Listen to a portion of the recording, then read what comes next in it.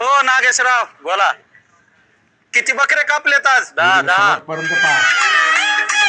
हे बघा आमचं टाट आहे का? टाट कसं आहे? हत्ती टाट आहे. हत्ती टाट आमचं. हत्ती टाट. हत्ती. हा तू फक्त आता भाकरीन डल्या पुरव. भरपूर भरपूर. चल येऊ दे. लावली तुझी कड बघू. तू फक्त पुरव.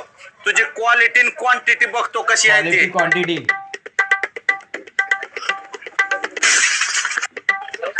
ए नागनाथ आण लवकर. अय काय राहिले का आतमध्ये? शेवटपर्यंत पहा मित्रांनो.